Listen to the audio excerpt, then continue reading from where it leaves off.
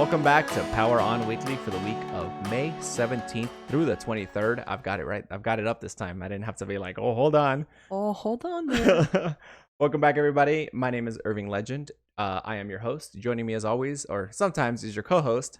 Depending on how I feel, is Aly. Aly Mayhem. Aly Mayhem. And apologies again for the past 2 weeks and maybe 3 it's been. No, it hasn't been that long. Life is crazy. There's been a lot. It's probably going to be inconsistent through the rest of this pregnancy if we're being completely honest. Yeah. Guys, let me tell you, we're in third trimester. Third trimester, baby. It's a Raichu now. It's a Raichu. It's evolved. We got that Moonstone, evolved it to a Raichu. Yeah, but I had my blood drawn six times this week. Yeah. Having some potential complications. Don't need to go into any of it. But yeah, I guess just long story short, I'm really feeling the pregnancy. Yeah. Since about Mother's Day, I'm feeling it in my back, in my feet. I don't feel good. Yeah. Like I said, I had all those blood draws. So things it might continue to not be weekly for a bit.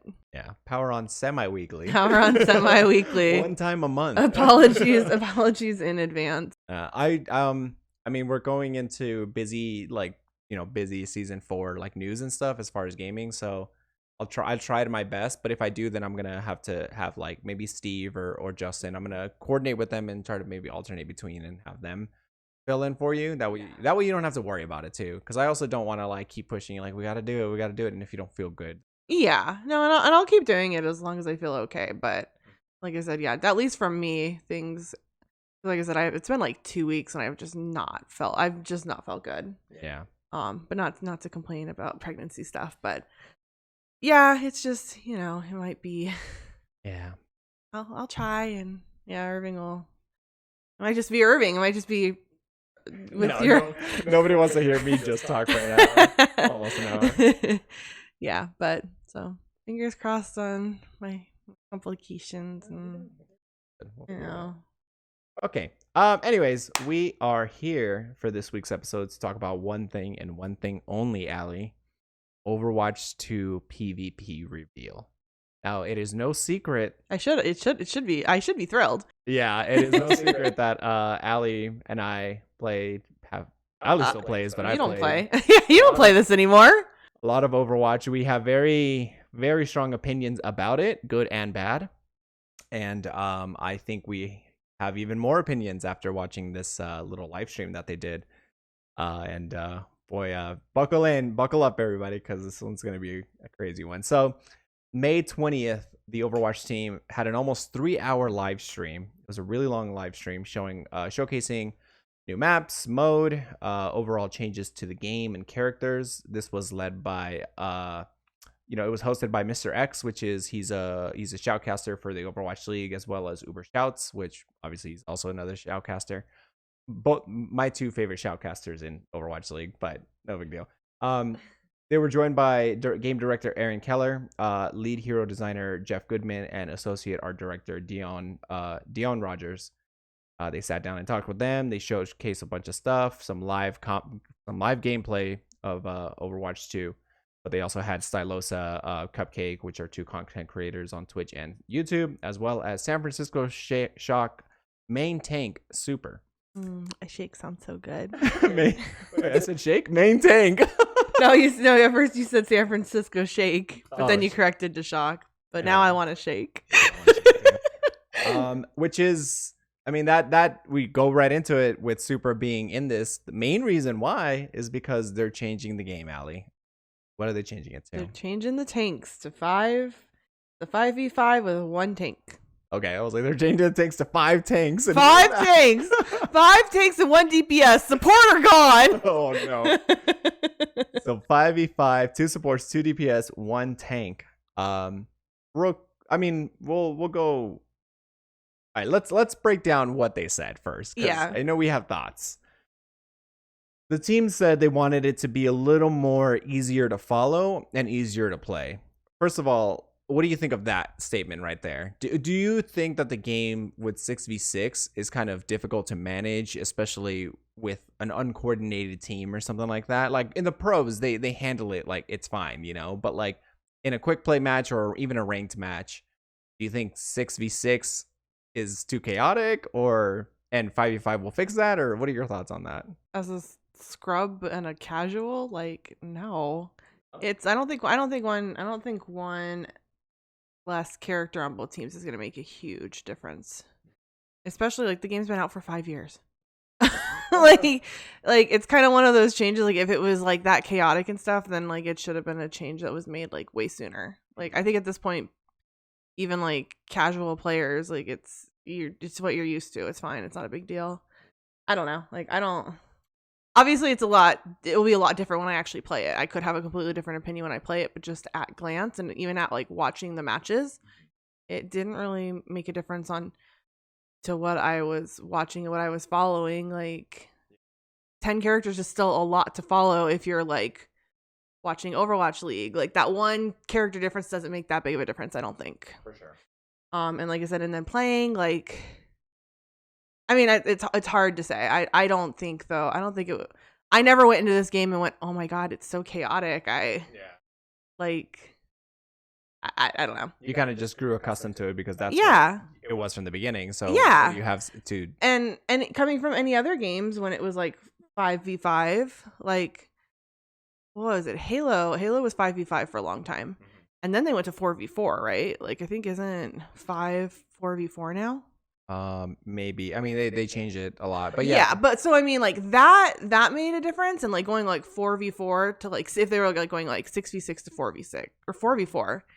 I don't know though, like it's just like once by the time you have 10 characters in there at all times, it's just chaotic. Like I don't know. Like I think that's just like a little bit of like a cop out, but I could have a completely different opinion when I actually play it. Yeah, like I said, it's kind of hard to compare it since this is all we've been really used to. If you look at other games, like if you try to imagine, right, like Rainbow Six is 5v5, add another character, how do you think that would be? Or like even Valorant, or like League of Legends, or like all these games that are like cemented with 5v5, Smite, and then yeah. But again, it's what it's always been. I think it's different to add more characters versus take away, if that makes sense. 10v10. like you know, but you know what I mean. Like if you were to take if this game was already 5v5, say, and then they were like, oh, we want to add a character, then I could see it getting like really really chaotic. I think it's different to subtract though. Like it's not as impactful as it would be to add. And I mean also like in a world where you have 100 players in one lobby versus just you, like is this really that chaotic? Like I'm not. Here's the thing, I'm not a fan of like huge games like Call of Duty and the battle royales, and I never liked the big team matches in Halo and stuff because I didn't like how chaotic those were. So I guess me saying 6v6 doesn't feel very chaotic should really say a lot because I don't like those kinds of matches. Like, how many did the big team battles have on Halo? It was like... Well, 6v6. It was 12. Or no, it was more than that. It was like 10 or 12. 12v12, I think. And then versus... See, that was too much. I don't like that. So, like, I think that should say a lot, though, is like, I don't enjoy chaotic games where there's too many characters.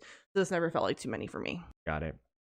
With one tank, they're obviously going to have to make adjustments to the tanks individually. We saw a little bit of these changes with Ryan Hart getting 2 fire strikes, being able to cancel his charge, Winston getting a long-range Tesla shot for his cannon, which I think is pretty cool. Zarya having 2 extra bubbles with a longer cooldown. It's the same as if it was 1 bubble with the cooldown, I think, from what I heard. Or no, it's the same, yeah. Well, yeah, she just has 2 bubbles, basically. I think Zarya got the short end there. Zarya, really? Yeah, 2 bubbles, but like such a longer amount of time where it basically equals out to the same thing. Yeah. Like, I don't know.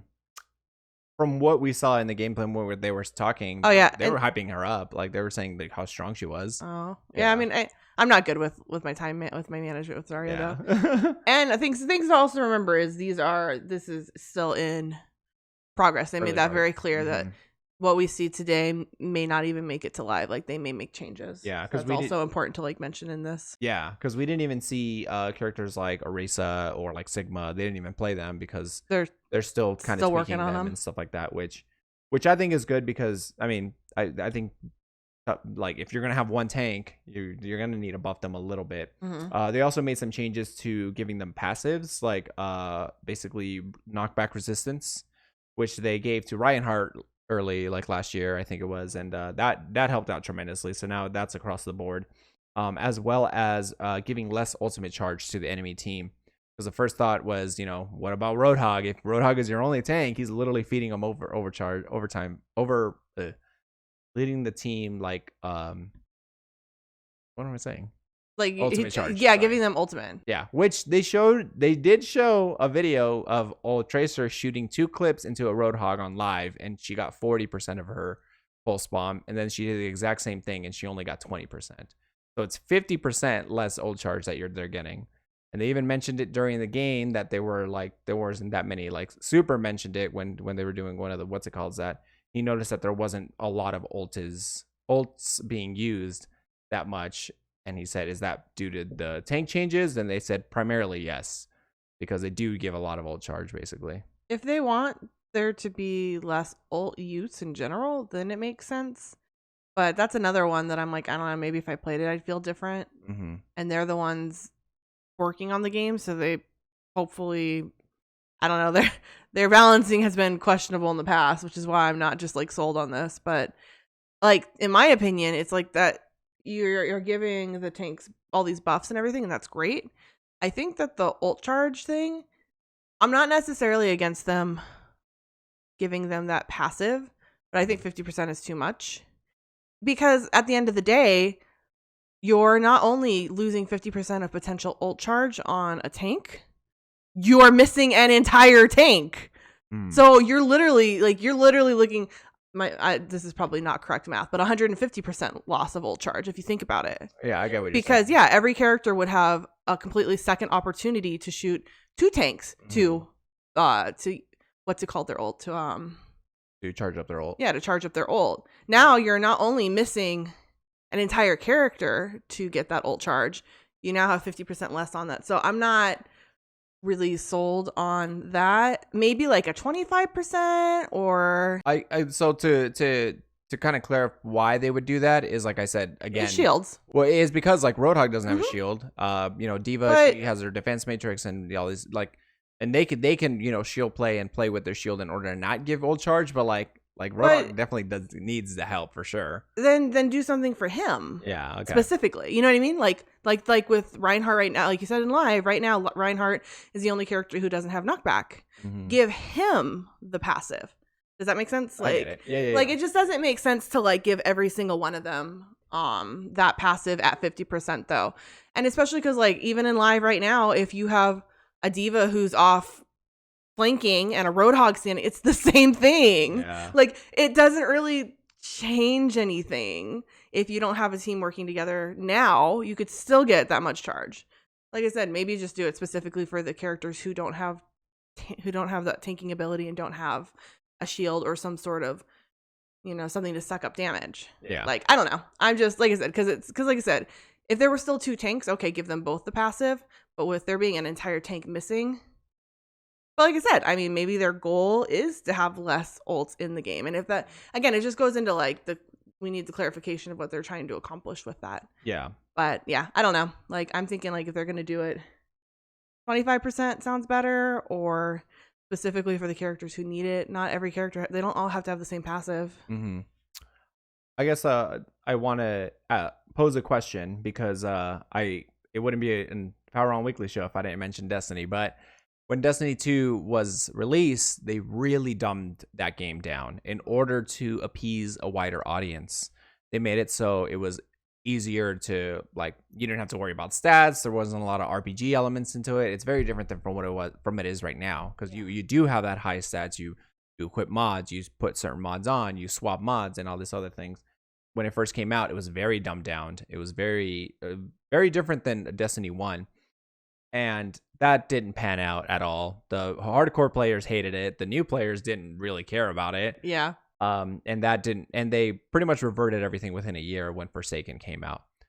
This, and I've said it before, this does remind me, what they're doing with Overwatch 2. It does remind me a lot of what they did with Destiny 2, and they were both published by Activision Blizzard. So do you think 5v5 changes and all these changes to like the roles and all that stuff is trying to simplify the game a little bit more in order to maybe get a few more audience in, or do you think I'm just like kind of pulling at strings here?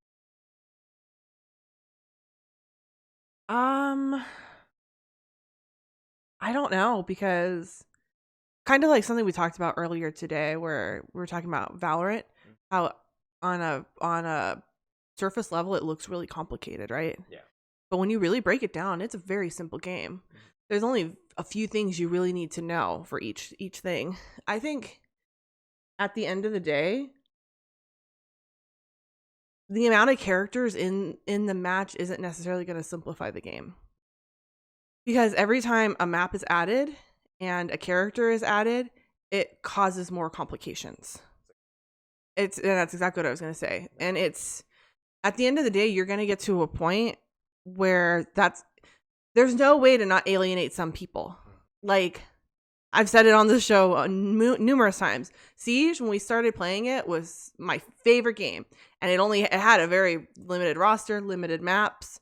And then we took a break, and taking a break was absolutely the worst thing we could have done if I wanted to really continue to play that game on a serious level, because now it's too overwhelming. I will probably never really go back to Siege, not because I don't think it's a fantastic game. I have praised it, and I will continue to praise it, not because I don't think it's a fun game. It's too overwhelming. Yeah. And I think the same thing can be said for other games like League and Heroes and like all these games that have these huge rosters, because the issue is it's not that you can't learn them, but it's like if you jump in, it's not like Halo, right? I think that's one thing that's like so great about Halo is it's the same stuff all the time. You have a few guns you learn. They don't add a bunch of stuff. Like they may add some maps, but the maps are easy to learn. It's like when you have like any sort of game that has just like rosters, it's overwhelming. It's because, like I said, you don't only have to just learn what your character does. You have to know what all the characters on your team does. And then you have to know really the entire roster, because you're going to be playing against them at some point. And you don't want to be like side swiped and be like, I don't know that character. I don't know what they do. What's hitting me? How did I die? Like that's an awful feeling. And I've had that in a lot of games with big rosters. The idea is really cool, but it's very easy to be alienated out. And you have to really, I feel like these kinds of games, you have to really pick one and focus. Because if you try to play 3 different games with these huge rosters, it's hard. And I hope am I kind of going off topic? Yeah, I mean, yeah, I'm sure you'll. Well, yeah. Because so basically, though, like I think, so basically, it's like you moving it down from a 6v to a 5v isn't gonna make it easier for people to come in, because at the end of the day, this is what I was trying to get at, is you still need to know what every single character does. Yeah. So knowing what 5 characters, it's not like, oh, it's just 5 people, and like it doesn't make a difference. For sure. Because you still need to know what those tanks, all 6 or 7 of the tanks do. So like your knowledge needs to be there regardless if it's 5 or 6. That doesn't make a difference on the knowledge you need. It may like, I don't even know that it makes like what is it like ult economy and watching all that much easier either. Because by the time you're having to do that with all 5 people on your team and all 5 people on their team, what's another 1 or 2? Like, I don't know. Like, I guess what I'm getting at is I don't think there's really a way to simplify this game as it grows. And it's like that with any game that is in this kind of, hero roster genre. Like, people are either going to jump in and that's going to be their one focus because it has to be, or they're going to go to another game. Like, it's just, and that's why I've never, like, I stepped off of Siege and I've really focused on Overwatch, because I was like, okay, like I've decided this is my one focus, which is also why it's so frustrating to be, almost 2 years in with no content, because I have devoted myself and I could have gone back to something else. You probably should have. Honestly, I probably should have. Yeah. But yeah, sorry, that was really, really long-winded. Okay. But yeah. Hey, you don't think it's, yeah. No. I'm just pulling at strings here. Speaking of people who are probably going to have to move on. Just kidding. Ooh. Some pros are worried. Atlanta raised. I said this. Atlanta. Yeah, I think you did. I also said with the video with me and Steve and Yeah, it was me and Steve. I also called that they was 5v5 because we saw it at BlizzCon Line, and you only noticed that there was one tank. So I called it way back then. Yeah, you did. Atlanta Reign's main tank, or I think just off tank, Gator. As soon as all this stuff was going down, he tweeted, "Imagine spending 5 years to perfect your role just for it to be deleted while knowing your role does not translate to another. You're expected to give it all you've got till the end of the season." Till the end of the season. I said this the minute they announced 5v5 before even caring about, because again, as a casual player, I don't know how much this is going to affect me and my gameplay. Yeah. I could be wrong once it actually comes out, and it could be completely different feeling game. But that was the first thing I said, as I was like, oh, there goes a whole bunch of Overwatch League jobs. Like that's a bunch of tanks potentially out of work. Which surprises me too, because we've talked about it before, how much of a focus that they balance the game around. They balance the top 1% of their player base, and it's frustrating. So to see this, I'm like, okay, maybe they are trying to they're like, okay, maybe Overwatch League isn't the thing that's going to make us money. Duh. Maybe, no shit. Especially in 2020 when ticket sales aren't happening, like maybe merch isn't happening in person, like you're not going to go see live events like they wanted to. I think this is also a redirection in I'm just maybe pulling it again. Redirection and focus to do more streamlined, more easier to read, as what they said, and easier to come into. That is interesting. Someone else also tweeted a very polarizing tweet that a lot of people did not agree with, which was like, this is just Overwatch like cutting off people so then they can save some money. Oh, well, yeah. I mean, I could agree with that. Yeah. Honestly. It's kind of, yeah. It doesn't hurt them to do it. Try it. And then if it doesn't work out, we can My argument is I still feel like there'll be maps and there'll be comps, specifically maps, and because that's how these games are played anyways. And that's why you have a variety of roster. I mean, the Dallas Fuel, they played the May Melee without a hit scan.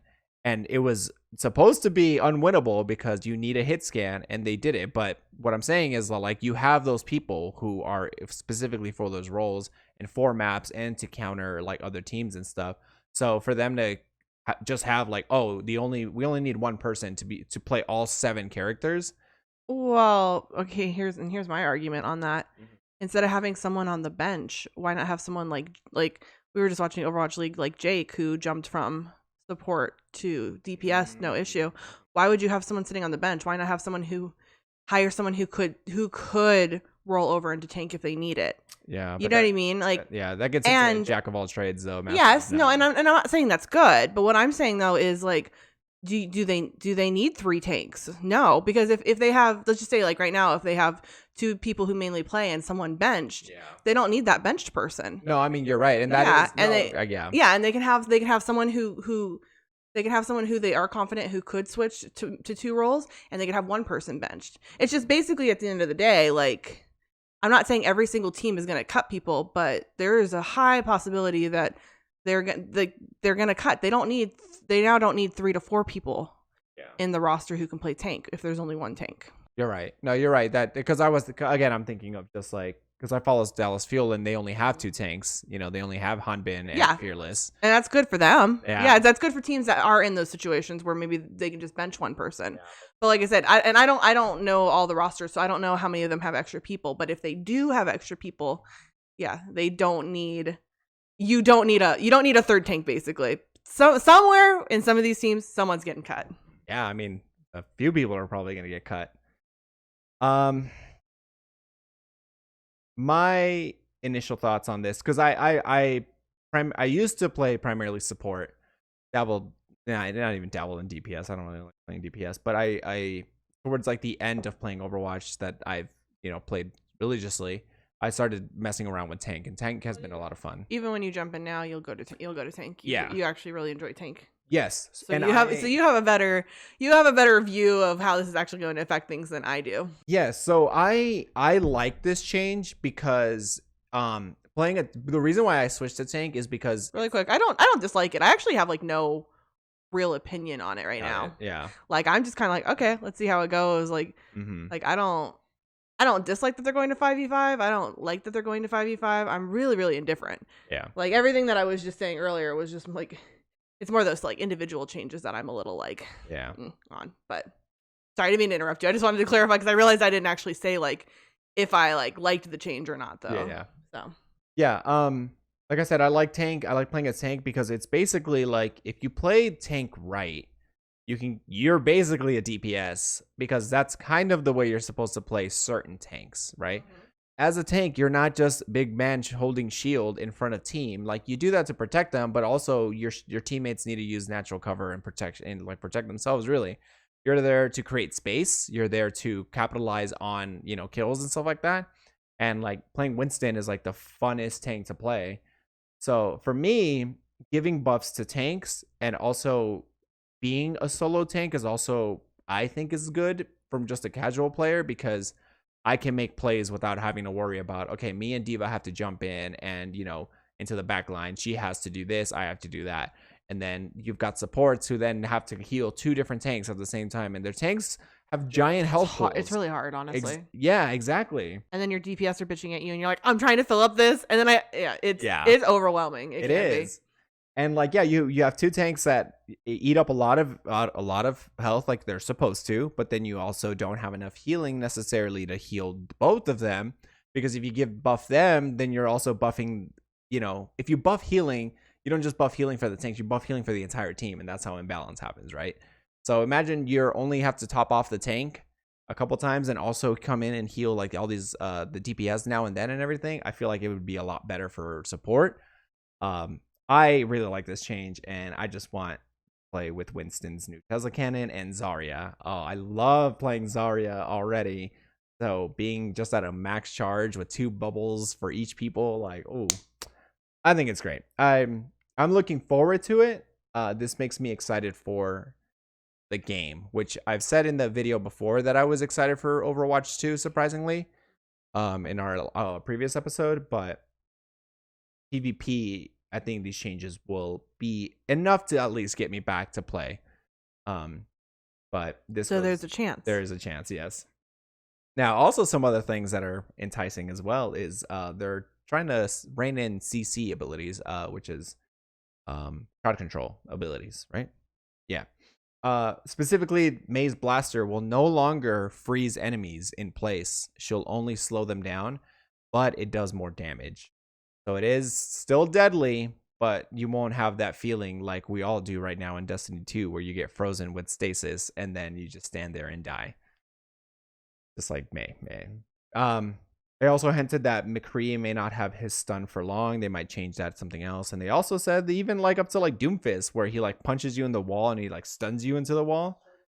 Like they might change that as well. They're trying to see what characters really need CC and what characters can probably do without, because nobody likes getting stunned, frozen, Doomfist punched, shield bashed, and then slept for like all within like 30 seconds, Yeah. Aly, what do you think of these CC changes?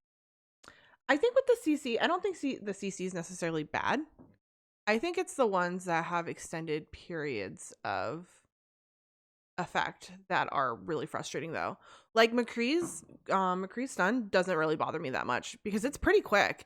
It's like a second of being stunned and you're done. It's close range is a second. Yes, and the close range too. And as long as it's like balanced well, where you don't have it consistently. Ones that are really frustrating are Maze could be pretty frustrating. Getting slept is really frustrating because genuinely sometimes when you're slept, you feel like it's like a minute. Like you're literally just sitting there with that weird like sound and you're just like looking around. Like if no one does anything to wake you up and no one kills you, you're just sitting there. And I don't know. Like that one sometimes it feels like forever. They did say they weren't going to touch that, by the way. Well, no, and I'm not saying they need to, but what I'm getting at though is, like Doomfist with the combo is another one that it just feels endless and you feel very, very helpless. I think because like even like Briggs doesn't really bother me because that feels more like the McCree stun where it's pretty quick. Like it's a quick initial stun, and you're like stunned for like a second, and then you're back in. It's the extended ones that I think feel really bad, or the ones that like I think they said in this showcase, like where you are being bopped around and you have no control. Yeah. Like Lucio's doesn't feel very good sometimes because you're literally like, which again, it's like it's a part of his. I'm not saying his needs to be changed, but like just that feeling of like I'm stunned and I'm also like being completely misplaced somewhere. Yeah. Who is like Doomfist? Doomfist is a big one for me that like I feel very, very helpless anytime I'm against a decent Doomfist player. Yeah. Because it's like you get hit, smashed into a wall, bumped into the air, you have no control of where you're gonna land. It feels endless. So yeah, I think it was Sinatra who said that. He specifically as a professional too. He said that like getting booped around by the wrecking ball or like yes, booped by what's it called and all these things. I 100% agreed with Sinatra. Displacement isn't fun. Being stunned in place is like okay, it's fine because you said it's like quick and whatever. But being displaced is what's like kind of sucks about it. But I mean, to be fair though, that's how plays are made, right? Like being displaced and then you get like the shatter, right? And like it goes into yeah. Again, I'm not even like saying like I'm like someone who I want all this stuff gone. Yeah. I'm just saying that like when they're talking about CC though, those are maybe the things that I think are problematic and don't feel good. Like if they want to talk about like the whole like things don't feel good or it feels very oppressive. I think more like it's just like certain types of these CC. Like Ball Ball is a huge problem because he's one where it's a part of just his entire being of existence. Yeah.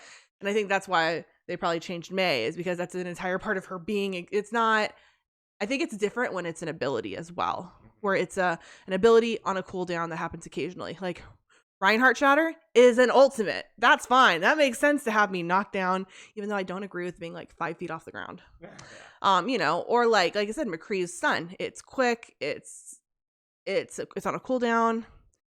Like Doomfist never feels good because it's just boom, boom, boom, constantly being moved. You're stunned. You can't do anything. You can't fight it, and it's like multiple seconds of it. Wrecking Ball does not feel good because you're like on a point trying to do anything. And you can't do anything. You're literally instead of like you don't even have 2 seconds to like do anything to him before you're knocked in the air and knocked off the point. You run back on the point to contest. You're knocked off again. I think it's anything that's long, like a long CC, or something that can happen continuously over and over and over again. And that seems more like again, it's in the character designs too, because too like here's the thing, like with them taking away May's ability to stop someone, that completely takes away an entire counter to Ball, who we're talking about, being oppressive and being problematic in his CC. True, yeah. So, I definitely think there's some characters that need reworks. I don't think CC as an ability is a problem per se. I do think, though, that like I said. Like they said, like the amount of it just kind of rein it in just a little bit. Mm-hmm. Yeah, it doesn't necessarily have to go away. Mm-hmm. But like I said, like Sinatra, like when he was talking, I was like, I completely agree. Yeah. Like I said, I like the counterplays to the CC abilities. I like I don't play with a lot of characters that have CC because I'm not very good at it. Mm-hmm. But like I don't hate it. Like I'm not like someone who's like, oh, get rid of all the CC. But I do think there are definitely places they could improve, places they could change, and kind of what they're talking about. I think is going to be good for the health of the game. And I think, like I said, I don't think McCree needs to get rid of his. I don't think like. I don't know. We'll see what rein they it do. In exactly though, like you said. See what they do. Oh yeah, Sinatra like nailed it. Like when he was talking, I was like, oh yeah, yeah. I agree. Yeah. Some things they are also changing is, or not even changing, but just like kind of enhancing is the UI, specifically for the healers, which I know for you was really interesting to see, and like when we were breaking it down, I think it got you excited. So. Some small things that we noticed was like Zenyatta now shows the profile of each enemy and ally who is hit by Discord and by Harmony Orb. You also see their health too, so then you can say like this, McCree's Discord at half health, like so then somebody can just knock him over, pretty much like knock him down, or you can see how much health they have and everything like that. Which I think on the UI aspect, that's a really, really good thing.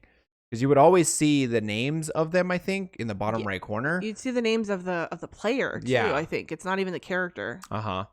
But yeah, having it in the middle, right where like basically your ultimate is, it's like I think it's a lot better.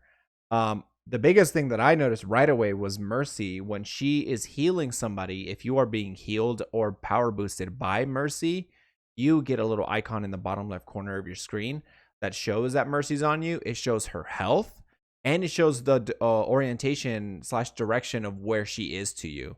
So if you're standing like here and she's back here, you'll get a little notification with like a little arrow pointing back left, basically show that, hey, your Mercy's back there. Oh, hey, she's half health, so like maybe go help her, basically. Yeah. So did you like those changes there? Oh my gosh, no, yeah. So I'm like, I've said it before, like the more information the better. And the thing with like a UI thing is they can always make that customizable. If someone doesn't want that information for some reason, like there's already some customization in there where like I know with like Mercy, like you can turn off like certain information about who's healing and stuff like that. Yeah. So like I'm all about putting in way more information, and then if someone doesn't want that, giving them the option to turn that off in the menus. But yeah, no, absolutely. In fact, I've said things as Mercy before, like I wish there was some indicator as to where I'm at, because I don't know how often there's like multiple things, like people won't realize I'm healing them for some reason. Yeah. And they'll be getting hit with more damage than I can out heal, and they'll be spamming I need healing, and I'm like, I'm literally healing you first off. Yeah. And I don't know how many times, like even with big groups, like we'll play like the full stack, and I'm like, hey, I need help. I'm getting attacked back here. No one has any idea what my health is at, and no one has any idea where I'm at. Like I'm on them, but yeah, there was never any indication as to like where I am. So they would, I mean, if they even took the 3 seconds to try to help me, it would usually be too late, because they'd be like, where? Oh, you're dead. Yeah. I don't know that it will help, because I don't really think DPS still give a fuck. I mean, like I said, like how many times I played and said, hey, I really need help. Hey, I'm being attacked in the back line. If you want heals, you need to help me. And I've just gone ignored. I don't know how much it will help, but if it's nice that they're putting out things there to potentially help out the healers, because I do think that is a big struggle, because even in voice comms, if you're like, hey, I'm getting attacked, just because you say that doesn't mean that your DPS knows where you're at. By the time they like take the moment to look around and register where you are to help you, it's usually too late. Yeah. So yeah, I think that information's great. And then like with like Zen, it's I don't know how many times I would like try to throw an orb on someone, and then I'd turn around and then I'd realize, oh, that hit the other person. Like having the actual portrait on there is great, because you know for sure the visual cue, like without having to sit there and keep looking at the players to be like, okay, who did that hit? Okay, I wanted it on this person, but it's on this person. So then, you know, it takes away some of that where you can actually turn away and be like, I know I'm good. I'm ready to go do what I need to do. It's only a few seconds of time, but it's enough time that like you're able to focus on something else and potentially save yourself, help someone else, make a play. Like there was one other thing. Hold on, what was it? It was something to do with the kills too on the UI. They're just a little. I think they're more obvious, right? Yeah. I think it shows on your actual screen now too, which is not mentioned in here, but I really liked, because I've talked about it before, where I'm definitely like a tunnel vision person in games, especially like Overwatch. Not because I don't know that information's there, but usually it goes into like how fast paced Overwatch is. There's just some times where you don't have 2 seconds to look up and see if that player got killed in that kill feed. Like it's just too fast. If you do that, you're looking up and you're probably gonna die, or you're gonna end up somewhere. So like I think they've also added that information with like the player and who it is. Like they've made it a lot more obvious on the screen. Yeah. And I think that's a great thing. I know I've said that before too, where I'm just like, I wish it was just somewhere more obvious that, oh, hey, I got this kill. Now I've confirmed it without having to look into the kill feed. So I think a lot of their UI changes are really, really good. I think that they're definitely hitting the things that I've mentioned myself, which is exciting, because it's not just like random things that you're like, why are they adding that? Like I know I've had conversations with you about a lot of these things that they're doing. So it's really cool to see it implemented. yeah, I think definitely supports need a lot of help. Need a lot of support, ironically, with being able to just have like clear information. Because even like I noticed that like the Discord orb, if you were discorded, it was very obvious. Yeah, you said that. Like, You as the player that is discorded. yes, No. it's very purple around. It's so like I would assume that the healing would also be that as well, seeing it more thicker around the border. So then you don't get people that are like heal me, and it's like I am. And again, it Yeah. goes back into the whole mercy thing too, like the little icon that shows up. It's like you are being healed by mercy. Do not complain that you are dying because they're trying to out heal as much as possible. So yeah, I think those are great. I think also the streamer Cupcake also like was throwing out some ideas as well, and the team was like, oh yeah, that's actually pretty. Yeah, I think the honest sleep is what it was like. She was like, sometimes it's crazy, whatever. Like I'll just You don't know who did what's it it called, and or who you like got. who you hit. Yeah. And they said that maybe they'll look into that, but yeah, um, something that we're running a little low on time, but something we weren't really too fond of was the new mode, push. Push is basically tug of war, but you have your own rope that you're pulling. Basically, okay, so it's like two little pylons, right? And a robot goes from left, from one pylon to another. So if you control the robot, enough people are on it, he starts pushing this little pylon thing. You have to get it to a point, and then from that point you open a spawn gate, and then from that point you have to get it to the end, while all at the same time fighting other people and all that stuff. Then the robot has to walk back to the other side and push your objective across, and it gets to a point where like they're so far, and even though you unlock your spawn points, the robot still has to go all the way through the map until the end. It's a little crazy. It's a little weird. I have one suggestion that I'll bring up, how it could maybe fix it, but watching it was frustrating and annoying because the robot moves so slow, and especially when they get it super far and it has to go all the way back through the map, all the way to the end to where your pylon is, because you're not going to go all the way through and then fight them there. No, you're going to fight them like 2 or 3 times, the other team 2 or 3 times getting there. This all sounds confusing and frustrating. Like it's weird, but like this is pretty much how it was throughout the gameplay. So Aly, what were your thoughts on it's an 8-minute game, by the way, and most of the games went into overtime. I'd rather keep 2 CP. Oh. I mean, I've also never been someone who's like, oh my god, 2 CP is the worst. Like, I'm like, yeah, it's not the best, but I think people definitely overreact to it. But 100%, I'd rather just keep 2 CP. Like, the reason that this PvP thing was so disappointing to me was because this mode does not look fun. It's not exciting. It looks frustrating. And half the new maps are this new mode, and they're gonna keep, and I'm just like, so it like this mode alone like ruined any excitement I would have had about the PvP stuff. Like, I don't know, and I don't know how to explain. Like, I think you explained it pretty good, where it's just like it's a lot of back and forth, and it's like, but not in a good way. Yeah. It's not like people complain about 2 CP being a hard push. It's hard to like push the second point. But this looks even harder, and this looks even more and maybe this is why they got rid of a 5th tank, because this is going to be so chaotic with the robot that they were like, yeah, like, because the other thing is like, again, maybe when I play it, I'll be like, wow, this is so fun. But I will say, as a viewer, it was not fun to watch. Yeah. Like, if they're gonna have that in Overwatch League and stuff, it's not fun. It doesn't look good. It looks sloppy and messy, and like I just, if Overwatch League is still going to be like a focus, this is not a good mode for Overwatch League. This looks like a casual, put it in the arcade kind of mode. This doesn't look like something that should like actually be taken seriously, or like, yeah, it looks like that. Like, why? Like, I would rather have capture the flag. Yeah, I was gonna as say. a normal mode than this. Like, because capture the flag has a very similar give and take. I don't even know like why this mode makes sense. Like, capture the flag could be taken more seriously and be more fun to watch. It's very similar in the sense of you take and you drop and you grab and you take and you drop. Yeah. But it's actually more exciting to watch. I agree. It's more fun to play. This is literally on a like stream, like on a rail, and like you said, like the worst part was like every time that a team would like you said, start pushing the robot, you're like, okay, this isn't exciting because there's nothing going on. If they're able to push this robot, there's nothing going on. There's not really a fight happening. Then a fight would start, and they would start fighting at the robot to try and take the robot, and it would all be in one area, in one spot.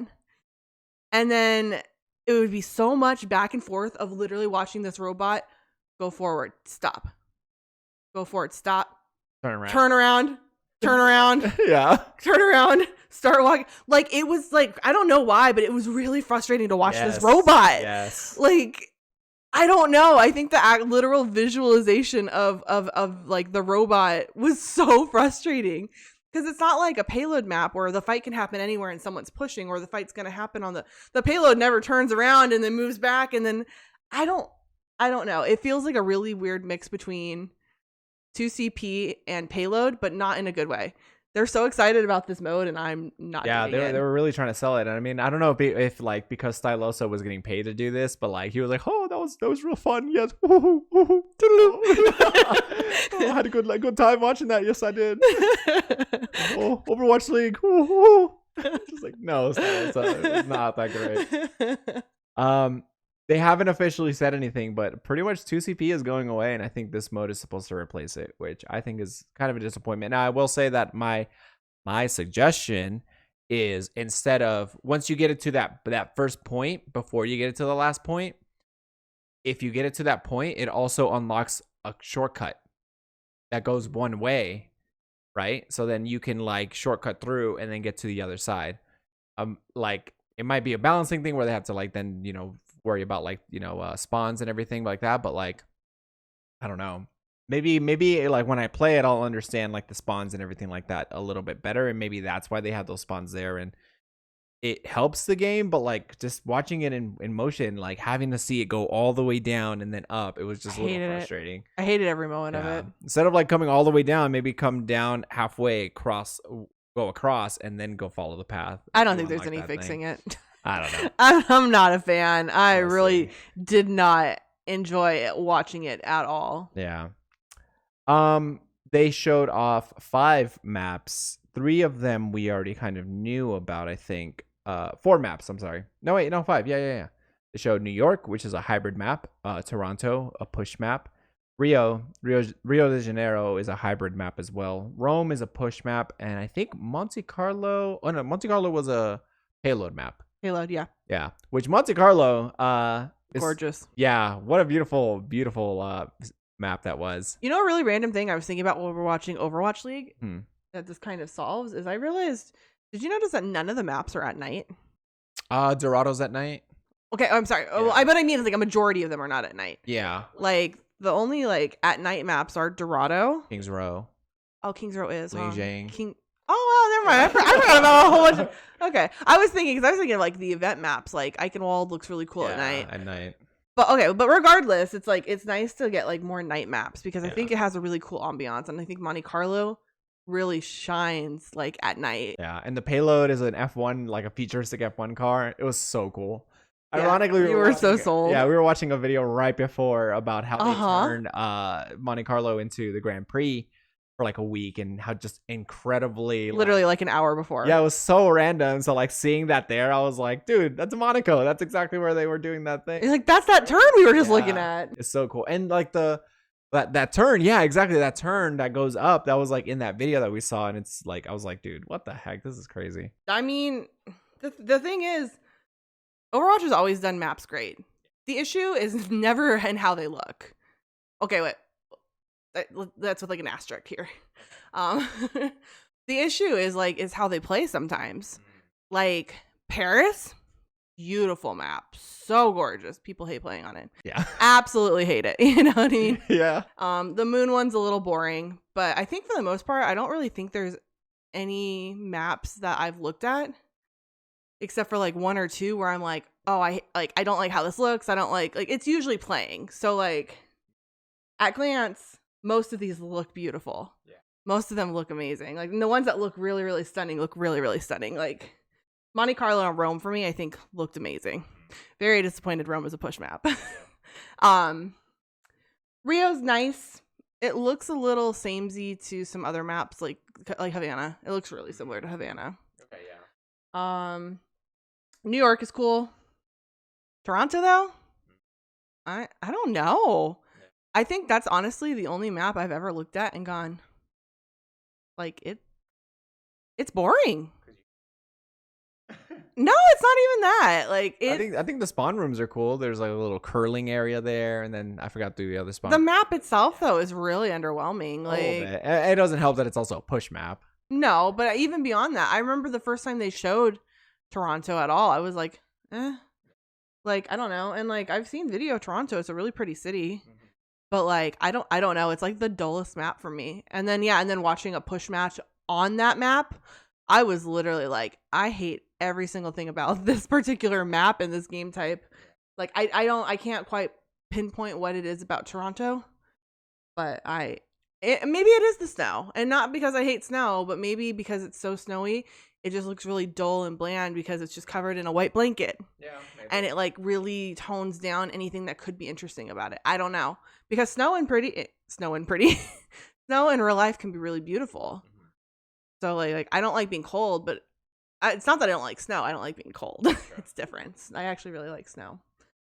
Yeah. So I don't know. Toronto is like it's the only map that I've ever been like, I really don't like anything about this. The game type, how it looks, like. Yeah, we'll have to see it in game. But Rio, I agree a little bit with the Havana comments, but I also like I liked it, but I like the whole like club area and stuff like that. Like the spawn point for the attackers is Lucio's apartment too, so there's a lot of like little details, Easter eggs in there as well. Yeah, Rome is beautiful, but I'm also disappointed in that it's a push map basically. Monte Carlo, I can't wait to play that. That is such a cool map. But yeah, and New York is cool. Like, there's a lot of cool stuff in there. Yeah. I'm just not as like in love with New York of a person where I'm like super stoked about it. Like, yeah. But yeah, it looked nice. I love the fire truck theme on it. And everything. Oh, that was so cool. Yeah, Chaco, the little Omnic firefighter. My only issue with Monte Carlo, is that they go through a casino.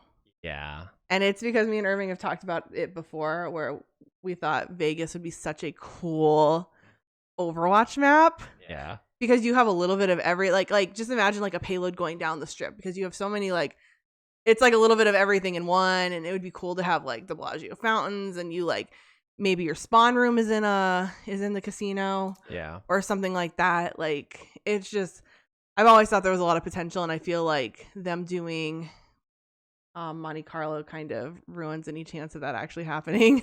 Yeah.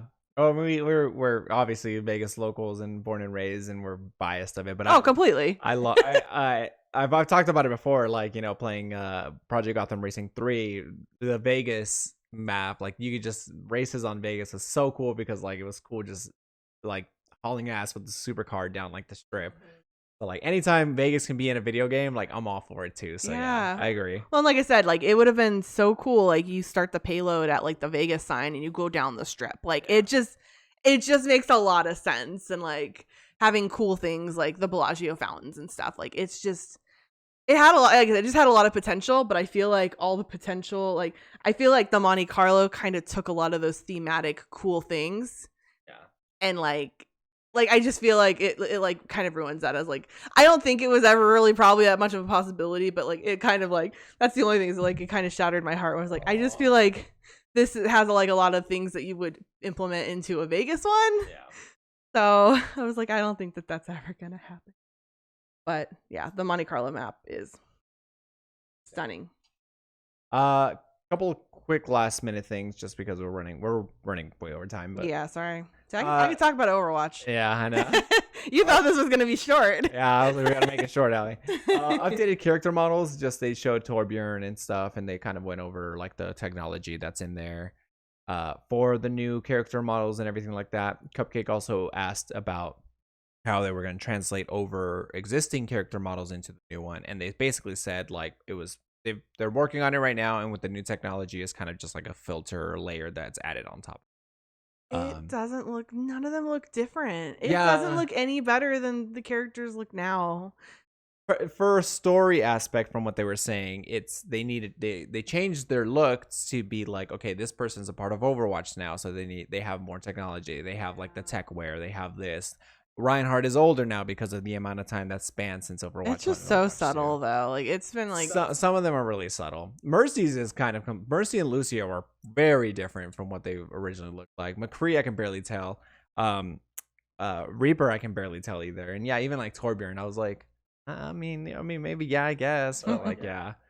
So a little underwhelming, but all of these are just because of story aspects that are and that's fine. story. But like I said, it's like it's one of those things that they talk about though, where you're like, you really don't need to talk about this because it's really underwhelming. A little bit. Yeah, especially because like these new character model updates are just for like the base character models, and it's like everyone's just gonna be wearing like new skins and everything like that. Exactly. Which leads me to my next point: why is there Overwatch 2 even happening? Aly, I know you and even Justin have talked tremendously about how a disappointment that they just don't continue giving us content and updating the current game how it is now and all that stuff. But I mean, the basic answer is because Overwatch isn't making money for them, and I think it's fair to say that loot boxes are not the biggest thing ever. I mean, one of the biggest controversies in video games was loot boxes surrounded Battlefront 2, FIFA, and like these other random video games also throwing loot boxes. Need for Speed Payback had loot boxes, and all those games have not gone well. And I genuinely, and I know this has been confirmed as well, that like loot boxes just does not make any money for Blizzard, and they're actually illegal in some countries as well. Yeah. They need to find a new revenue source. Creating a new game is a new revenue source. But I think they might also be going some sort of free-to-play route for the PvP aspect of it, because in an earnings call earlier this year, they talked about how successful the Warzone model has been. Thanks, everyone. Yeah. Thanks, Irving. Not me. Okay, stuff. I mean, like two tracer packs or something. But I'm not a whale on there, but no, I'm just saying thanks, everybody. Okay, well, thanks for giving these guys the go ahead to just wring us gamers dry. They mentioned in the earnings call that Call of Duty's Warzone's was really profitable, and they want to implement that into basically all of their games. So what that tells me is that maybe Overwatch 2 will go the free-to-play route for PvP, have a battle pass, and skins from now on will most likely be purchasable or through the battle pass. We look at games like Call of Duty, we look at Valorant, we look at Fortnite. Fortnite makes so much money right off of skins. Valorant skins are so expensive. And I mean, if it works for other games, and especially in their own library as a publisher, I'm sure that they'll probably push this on there as well. Aly, what say you? I miss the days when you would buy a game and you would just work to unlock them. Dead or Alive, I spent so many hours in that game. So many more hours in that game playing that game than I probably would have, because I wanted to unlock all the skins. And Dead or Alive is one of the most guilty franchises. For the minute there was a store option available, literally selling outfits for hundreds and hundreds of dollars.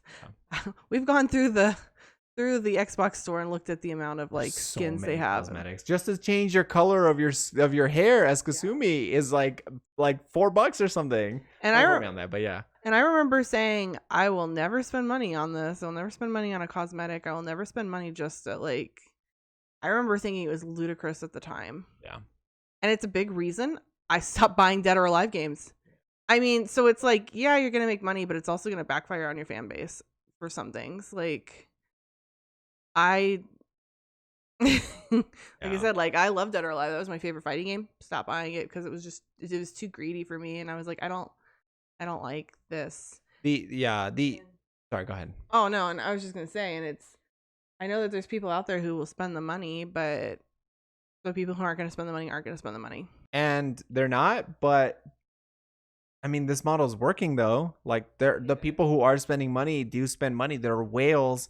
Kids these days grow up and just the parents' credit cards on file, and they just buy V-Bucks for skins like left and right. Like, if it wasn't working and it wasn't successful, it wouldn't be happening. And even though you are very adamant about not spending money, and I understand, and there might be a lot of people that feel the same way, but if this is happening, more people that are willing to spend money outweigh the people who don't.